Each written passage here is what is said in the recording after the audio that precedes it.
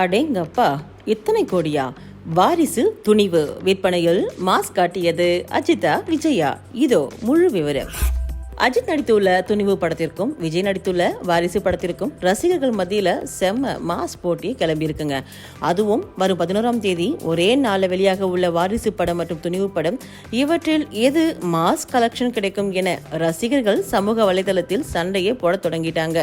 வாரிசு படத்தின் தமிழ்நாட்டு உரிமை 68 கோடி, கேரளா வெளியீட்டு உரிமை 6.5 கோடி, கர்நாடகா உரிமை 7.5 கோடி, ஆந்திரா மற்றும் தெலுங்கானா மாநிலங்களில் உரிமை 18 கோடி, வெளிநாட்டு உரிமை 37 கோடி, இந்தி உரிமை மட்டும் 34 கோடி, ஆடியோ உரிமை 10 கோடி, டிஜிட்டல் உரிமை 75 கோடி, தொலைக்காட்சி உரிமை 57 கோடி.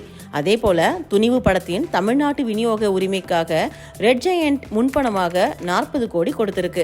கேரள உரிமை 2.5 கோடி, கர்நாடக உரிமை 3.6 கோடி, இந்தி உரிமை 25 கோடி, இசை உரிமை 2 கோடி, ஆந்திரா மற்றும் தெலுங்கானா உரிமை 3.5 கோடி, டிஜிட்டல் உரிமை 65 கோடி, தொலைக்காட்சி உரிமை 20 கோடி, வெளிநாடு உரிமை 17 கோடி.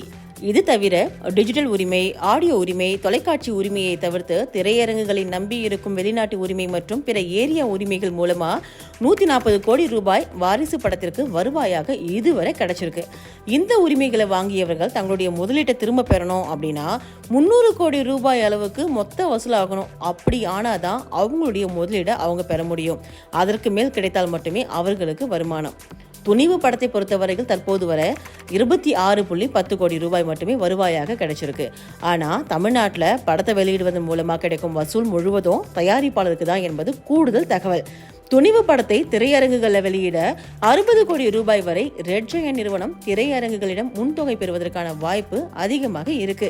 இந்த தொகை கிடைக்கணும் அப்படின்னா சுமார் 140 கோடி ரூபாய் வசூலாக வேணும். இதுதான் இப்போதைக்கு வாரிசு மற்றும் துணிவு பட கலெக்ஷன் விவகாரம். அடுத்தடுத்த அப்டேஷனுக்கு மறக்காம நம்ம டிஎம் இன்ஃபோடைன்மெண்ட் சேனலை சப்ஸ்கிரைப் பண்ணிடுங்க.